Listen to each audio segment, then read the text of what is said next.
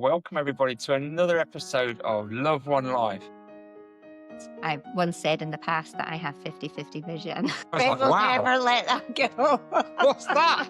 50-50 vision. When we're stressed, our brain kind of goes into survival mode. So we become less able to handle our emotions. I'm going to get you some little pills that have nothing in them, like little sugar pills. Smarties. Smarties. And then in the morning, I'll be like, these make you feel really good. Thoughts over time become habits. Our brain forms habits because it saves energy. If you are interested in psychology of people and the reasons of what we do, why we do, when we do it, this is going to be the episode for you. And there's always people that feel better after taking a placebo, but the nocebo thing, I've not really heard about it before, which shows that people can think themselves ill. The goal of stress management is not to eliminate stress, and we would probably be causing ourselves more stress trying to control the uncontrollable. I'm Fred, this is Drea, and we talk about how to make the most of life, enjoy the life you have, live it to fulfillment, find your purpose and passion, and many other things.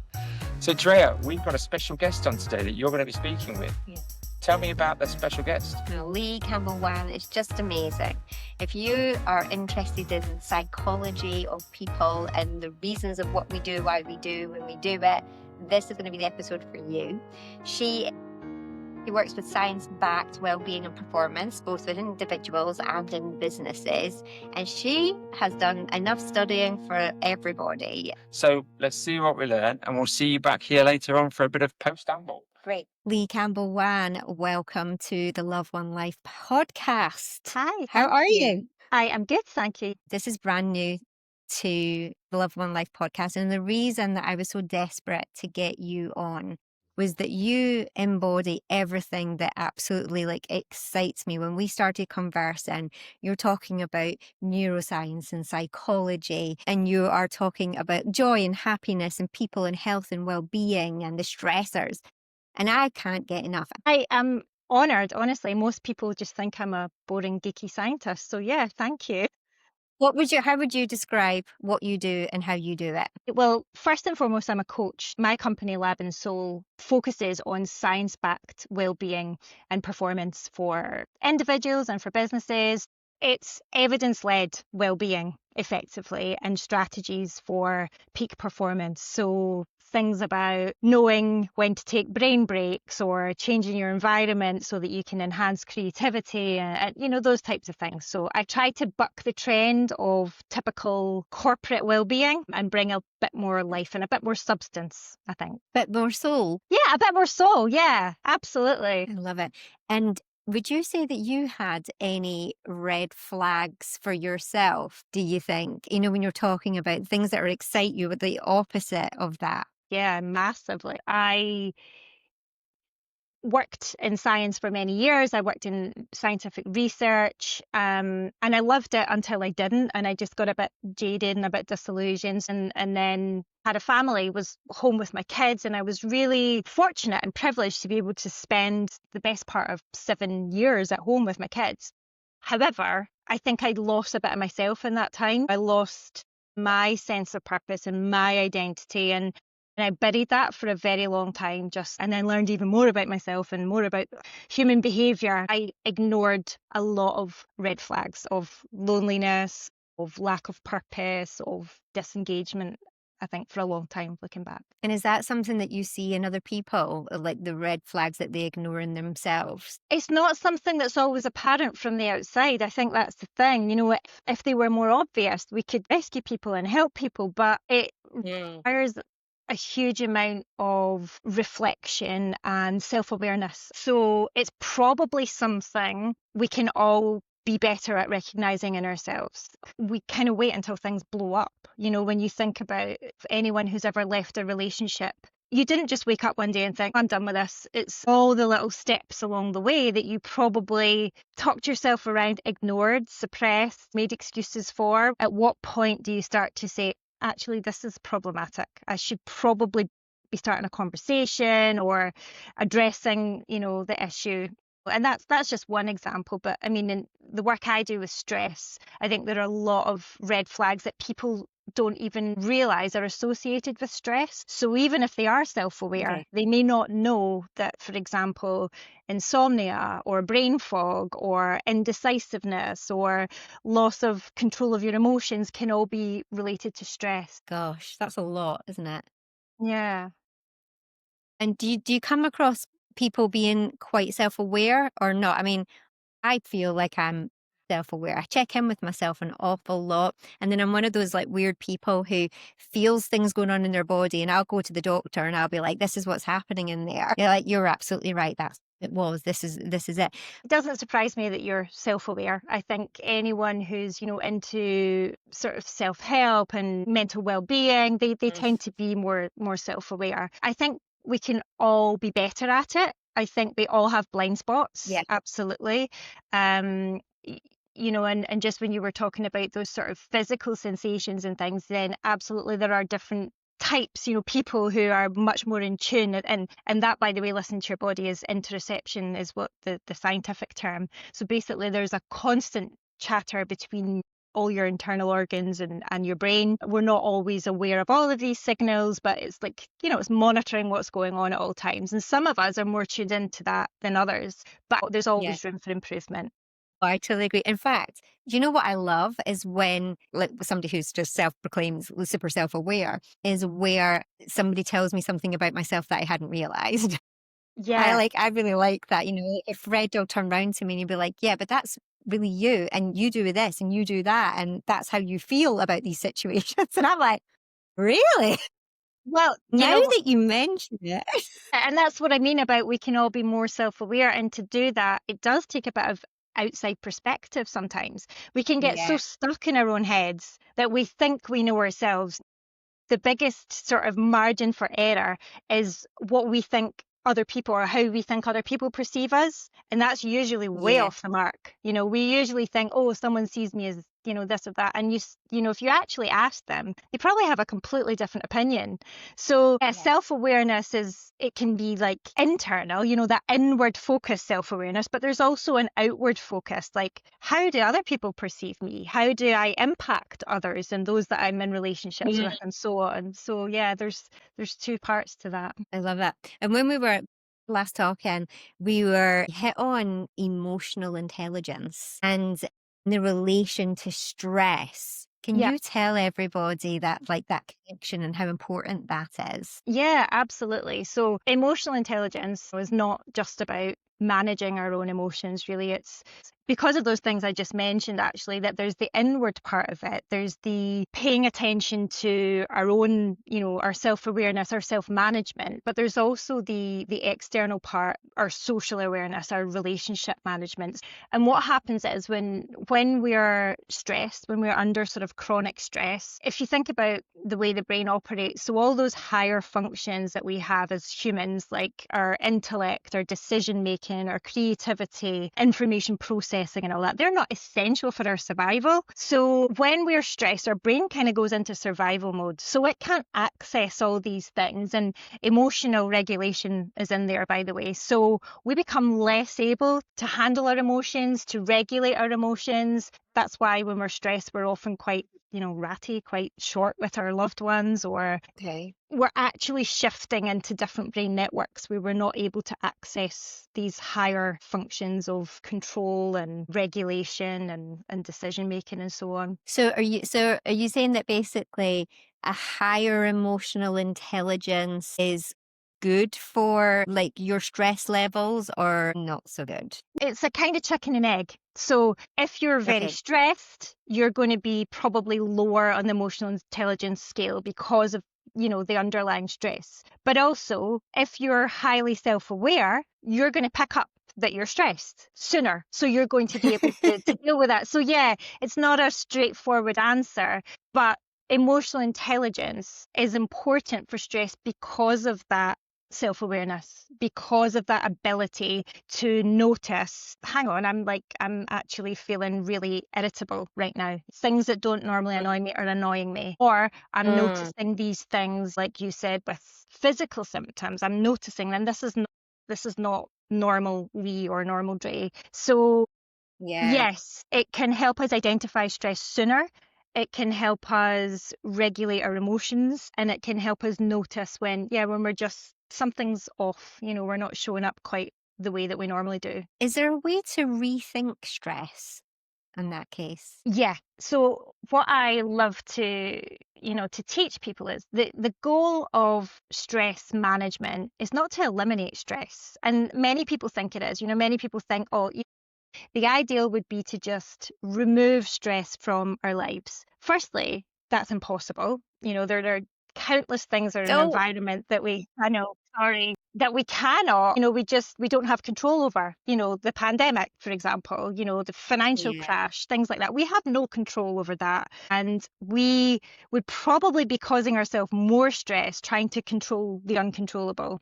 But not only that, Yeah. behaviorally, physiologically, we need some stress. Stress is on a scale, kind of like an inverted U scales. At the bottom of that, we are just flat out. We are not motivated to do anything. We're just so chill that we're just like, yeah, I don't need to eat today. That's a bit much effort. So we need a little bit of stress to Okay. motivate us to take action.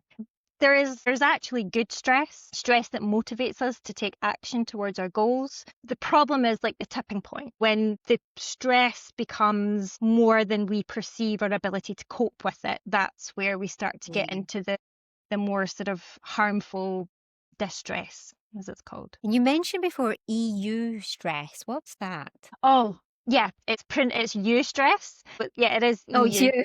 It's eustress, yeah, and that's the positive stress. That's the positive stress. So nothing to do with the European Union. It's No, but is that what it's spelled? You said that it completely is how wrong. it's Am I spelled. way No, off? you're absolutely right. It's written EU stress, but it's eustress, and that's the positive Brilliant. stuff. That's I'm planning a wedding. Yes, it's stressful as hell. You're like tearing your hair out trying to coordinate everything.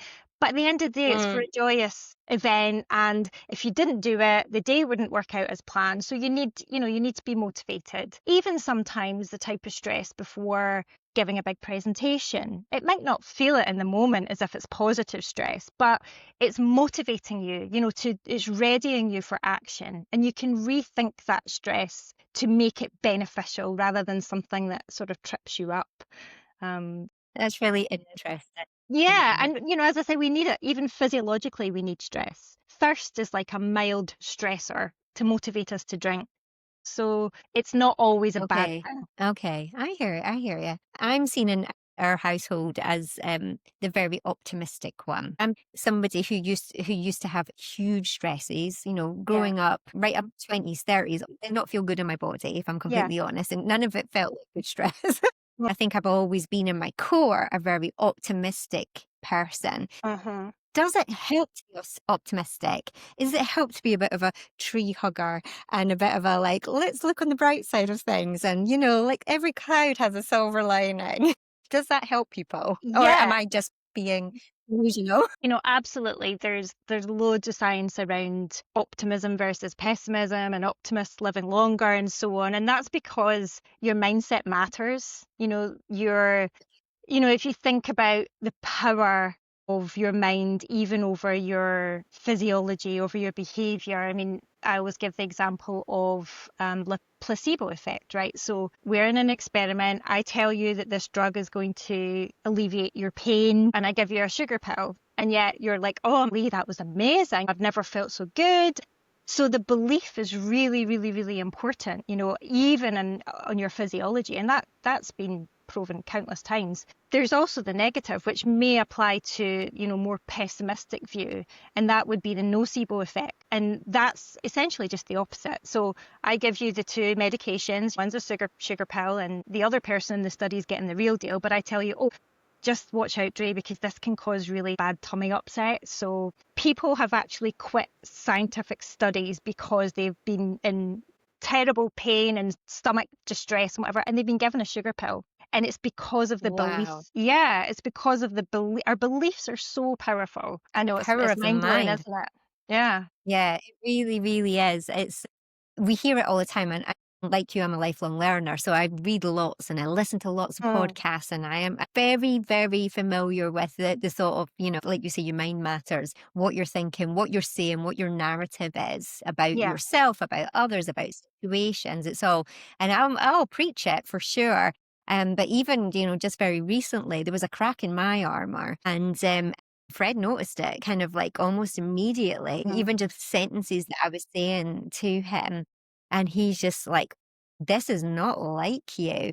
And my whole body felt different. My whole, like, how I was turning up, how I was waking up, how I was how I was feeling during like a normal day. And it was nothing but how I was thinking. There was nothing else going wrong. You know what I mean? I wasn't unwell. Nothing horrendously bad had happened. But it does make such a difference, doesn't it? It absolutely does. I mean, not just your physiology, but yeah, your whole demeanor, your mood is massively affected by your beliefs, your thoughts. And as humans, unfortunately, we do have, our brains are wired to have a negative bias, and it's a kind of survival mechanism. We're always scanning our environment for possible potential dangers. So we do tend to focus on the negative quite a lot as humans, and we have to keep that in check because it can sometimes, like you're describing, sort of spiral out of control. So being aware of what that inner narrative is saying is really important.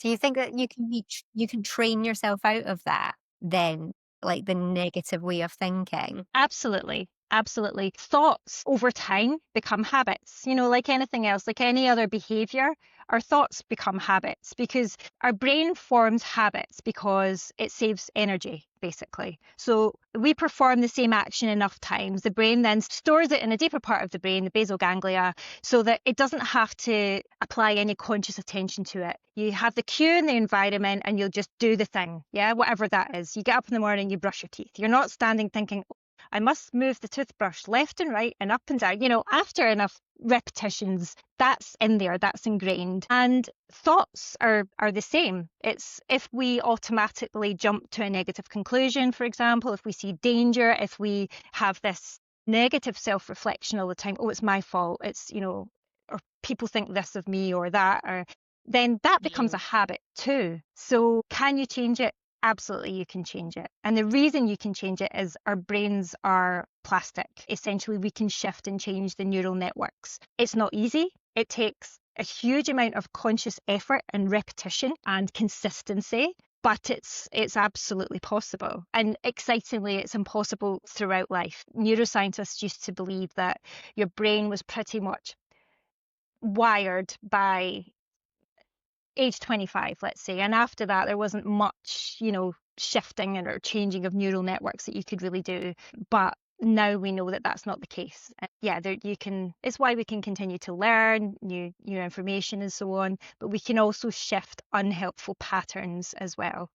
I found that one of the biggest stresses I have, or that I like draw from other people, is like a lack of patience. I'm so much calmer when everything is just chill and we're going along at a pace that I think it's fine, we're on the right path. But I do find it, even like my surrounding family, whatever, there's this kind of like need to have things now. Like have like they have this impatience about them. Do you think that it's a stressor? I mean, it's a stressor for me. Do you think it's a stressor for other people as well? Yes. And I think I know what you're referring to in this sort of immediacy that we have in our society, where everything, we want it yesterday. It's like we can have, I mean, we can now have deliveries to our door within, I don't know, a couple of hours. It's crazy. So we're not really prepared to wait for anything. We've almost lost the art of patience, I think. I think it's really sad. And it's sad, and I'll tell you why, because there's this really, really interesting study on joy, the joy of anticipation, basically. So Professor Tali Sharrow, I think, is a researcher, and she specifically looks at anticipating. So what she looks at is habituation in the brain. And habituation means just sort of adapting to the status quo. So for real joy, we need to sort of shake things up a bit. And actually, anticipation is part of that sort of reward and bringing joy. And what I mean by that is, you ask people what their favorite day of the week is, right? What's your favorite day of the week? Me, I'm now in this landscape of Fridays being the most favorite day because you're winding down, aren't you, or something?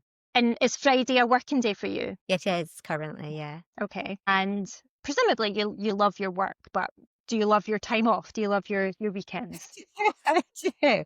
In So equal measure. why not Saturday? Why not Saturday or Sunday when you are actually not in work Yeah. and you're so yeah, and this is the most common answer. So no, barely anyone says Sunday, and the reason they don't say Sunday is because they are kind of dreading. So it's not a positive anticipation; it's a negative anticipation where they're thinking, "Oh, back to the working week." Most people say Friday because they are that joy of what might be, what I might be doing.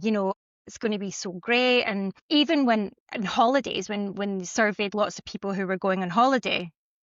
And actually, when they looked at what was peak joy moment, and peak joy moment was sort of the day that they were finishing up work. It wasn't actually when they were on holiday. It was the anticipation of going on the holiday. So now that we cut out all that sort of joy of waiting for something or actually physically having to go to the shops and buy something, we're just like, yeah, we'll just order and it'll be here. There's no anticipation anymore. So we've lost a lot of that joy. And yeah, and the flip side is it leads to a lot of impatience. People just expect things now and they don't know what they're missing out on. Yeah, that's exactly, you hit the nail on the head there, because I think the thing that we tend to talk about is the goal of earning all the money, Yeah. or the goal of having the stuff that you want. That might be the Yes. car, that might be the house, that might be like this. And there's this kind of like impatience where I Mm. was like, we need it. Like, we need it now. Whereas I'm actually really fond of the journey.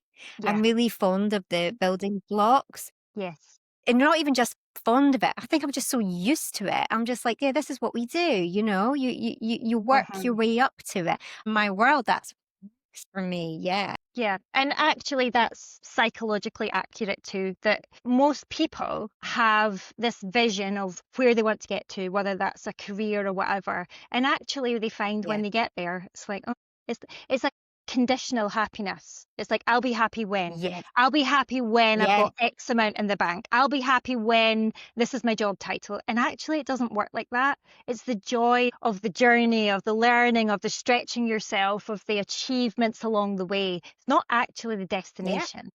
You know what? I couldn't agree with you more. And I still get as excited, right? Like I might land tens or hundreds of thousands of pounds per year contract, but I might also in one day like manage to earn like 150 quid extra that I wasn't expecting. Yeah. And I'm probably more excited about that 150 quid than I am about like the big stuff. I like the small joys in life, and I know that I remember this a few years ago, about 5 or 6 years ago. With Fred and I was so happy. Like in my life, I was content. I was really Yes. happy. But for Fred, back then, that looked to him a little bit like lack of ambition. Okay. He Yeah. he kind of, yeah, he put it together side by side of like, but if you're really happy where you are right now, that means that you've not got drive to want more. And I'm like, no, I absolutely do more, but I'm also really happy in this moment. I've got everything that I ever wanted or desired or needed, and I'm going to sit in this moment and I'm going to really Yeah. appreciate it. That being said, when he said that to me, I'm like questioning myself, going, am I not driven anymore? And then throughout the years, when we read, when we like learning things, and he just went into such a huge self-development piece himself, he's now there as well. Like he's now going, yeah, I remember those conversations, and I see he has those moments now where I'm happy in this moment. There's a balance, isn't there? I mean, there's the recognition and the mindfulness of being in the moment and being grateful for what you have, which is really, really important. If you're always striving for the next thing, then you're not allowing yourself to be happy in the moment. So there's absolutely that. But there's also shifting things up sometimes, and probably you would have got to that point yourself anyway, even if, maybe Fred got there a bit quicker than you, but you probably would have got to the point where you're like, yeah, this is great, but, what else can I be doing? And so there's a balance. And yeah, I think it's really important not to just be thinking of continually growing and developing and striving for the next thing without recognizing I'm here and I got this far and look what I've achieved up to this point and I'm happy with all that I have. And having that gratitude in the moment, which is also really good for our brain. Brain loves gratitude. Absolutely. And it brings us on to intentional living, because one of my mottos in recent times is about living life with intention. So I have this kind of going through my head every day and regularly throughout the day. I'm sitting here preaching about it. What am I doing about it right now? I'm very, very drawn towards it. And it's why the Love One Life podcast exists. Do you Okay. have any thoughts on intentional living? Yeah, absolutely. I'm with you. It's like if we are not being intentional, then we're not running the show effectively. So we're being reactive. Okay. And sometimes that's okay. Sometimes that is okay. But I think the point about being intentional is we're focusing our energy, our attention, we're striving for something in a direction that we want to be going in. Otherwise, Yeah. our attention can be hijacked all over the place. If we don't have a goal, then, or even just a general idea of what we want to achieve in life, where we want to be, then we can pretty quickly become stagnant because it's repetition, right? Your brain's quite lazy. It just wants you to conserve energy and not have, although change is exciting, there's also an element of danger associated with change. There's the danger of the unknown. So it can be easy to become a bit complacent if you're not being intentional. Yeah. I find that when I give myself those chill days, like the ones you're like, do you know what? I'm just going to be a little bit naughty today because, I'm so good every other day. And then when you do the naughty things, like maybe you get the McDonald's, which doesn't really go well with my body. Like my body's like, no, what are you doing? And then after it, I feel crap. And I'm like, why did you do it to yourself? It's not even a treat. I know. It feels like it at the time though, right? Yeah. It But does then feel like it at the time. then you listen to the niggle and you go, right, I'm not doing that again this week. Yeah. This week, today. Yeah. And so I think in summary, there's like living intentionally and there's having a rich life. And I think that's what I want today. And that's why the Love One Life podcast exists. I want to live a rich life. And that means like a lot of different things for me. But it's usually around actually like family and friends and connections and giving. For me, especially, I'm Yeah. such a thrill from giving. What does a rich life look like for you? Yeah. The important things, right? It's when it all boils down to is contribution. What difference am I making in the world or to the people around me or the people that come into my world? It's about purpose. It's about having that sense of having something to share. It's about connection, 100%. We are social beings, and I don't think there's anything, arguably not much more harmful to your well-being and physical health actually than lack of quality connection and quality relationships. We are wired to connect. Yeah, and passions. And so many people forget just fun, just doing stuff for the just for a giggle. And yeah, and another one actually is awe. So awe is such an overwhelmingly positive emotion. That beautiful sunset or those moments. Create enough space for those moments in your life, because it's often the simple things, isn't it? It's like it's not always the buying yourself something expensive or whatever, which can feel nice, but it's generally about it's about In the moment. being in the moment. Definitely. I love it. I love it. We've heard it time and time again, haven't we? That the best things in life are free, and so many of those you've just talked about. That's exactly what it is. So we're not saying anything new here, but we are reiterating that it's so much more than work and business and money, and all those things are fantastic. But yeah, I think what sounds like to me is like a lot of what you do. It's about the health and the well-being of people. Yeah, that's the thing about well-being is it's not isolated. It's not isolated to work day or home day or wife or partner day. It's well-being spills over into everything. So I'm not opposed to the well-being movement or the wellness movement. That would be too strong a word, but I think sometimes the message is lost. It's about, this is fundamentally how we are meant to live as humans and how we will find fulfillment and how we will find joy, or through the simple, basic things like connection, purpose, contribution, looking after ourselves physically, of course. There's diet and exercise, that's all important. But what's really interesting to me is, as we visited neuroscience after 20 odd years and going right back into the science of things, nothing's really changed, you know? The advice is still the same, because humans are wired with old wiring. You know, we were not designed to sit at computer screens all day and do the work that we do, and lack of connection. And so you really have to go back to basics. So, and I just love reminding people of that. It's so much simpler than you think. Look after these basic things in your life and you will increase your joy, you will increase your well-being, and with that will come a shift in your performance and your output. But it's first and foremost about enriching yourself and enriching your well-being. I love that. Obviously, everybody's going to be just, where can we find out about Leigh Campbell-Wan now? Where can they find and reach you? So I'm on LinkedIn as Leigh Campbell-Wan. You can find me there. I'm also on Instagram, Lab and Soul, and I have a website, labandsoul.co.uk. Oh, it's been great. It's been great. And you know, I could just talk to you for absolute hours, and I will. I will after this as well. Thank you, Leigh. All right, love. Bye. Well, Drea, that was a really fantastic interview with Leigh. What an intelligent, bright, and well thought through woman with so much experience. What did you take away from it? I loved that chat. The things that stood out to me was the understanding your own red flags, because we're so good at pointing at other people's red flags.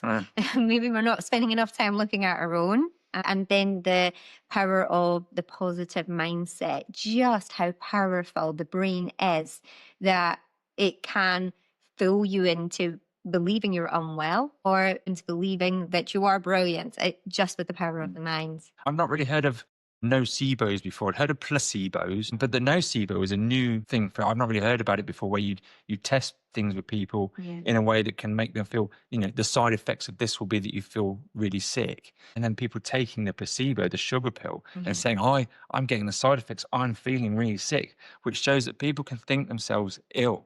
And we know this. We know people can do this. Everyone's come across someone in their life that you know either is thinking themselves well or thinking themselves ill. But to hear it scientifically proven, and then to look at how then manifestation plays out in our lives and understand how a positive mindset can make such a difference to people is I think, phenomenal. Yeah, I'm thinking that I'm going to get you some like little pills that have nothing in them, little sugar pills, and put them beside your bed. And then I'm going to say, Smarties. Smarties. And then in the morning, I'll be like, these make you feel really good. And the sun is shining, and that's how you're going to feel. And I swear, you'll love it. Oh, this is a great idea. So I wake up to a Smartie every morning. What's this one for, Drea? Oh, it's grey outside. And we'll decide what she thinks. That's the sunshine one. Okay. Yeah, I think it's hugely powerful. And it reminds me of people in my own life that I know have really either made themselves very ill and very, you know, potentially clinically depressed, I would say. But a lot of it is down to the mind, and unlocking that, which I think the medical industry coming together with the psychology industry is trying to work together on, I suppose. Pills don't fix everything fundamentally. Yeah. But showing that people can change their entire disposition through thinking is really the beginning of everything. And it really brings us back to the message of Love One Life, which is, if you really enjoy the life you've got, be grateful for what you already have, see the amazing things you already have in your life. Even if you're being grateful for the fact that your legs work, but other people's don't, or your eyes work, other people's don't. You've got food to eat, other people don't. Just starting there and building from there can really affect how you feel about yourself, and therefore how you interact with everybody around you. Yeah, I totally agree. It was just making me giggle a little bit to myself when you talked about our eyes working. So I'm like really grateful that I don't have to wear contact lenses or glasses, because I once said in the past that I have 50-50 vision. I was like, wow. Never let that go. What's that? 50-50 vision? So I'm grateful for my 50-50 vision. God bless me. Although I did speak to optician one time and asked about that whole 2020. She says it's like an American thing anyway, more than it is. So, I mean, I feel better about myself. Just Since making- nobody really knows what it means. So therefore 50-50. 50-50 is the one. Most people say 50-50 vision. There's half a chance you'll see them. Well, there's half a chance you won't. I just don't see the things I don't want to see. I didn't see you. I didn't- It's my 50-50 vision. Sorry. That's how it helps me stay in the moment. Live my best life. Well, what a fantastic episode. Thank you to Leigh. Yeah. Thank you, Drea, for a fantastic interview. And now please remember to subscribe. We really enjoy it. So, and I hope you do. Get subscribing and we'll see you again. Thank you. Bye.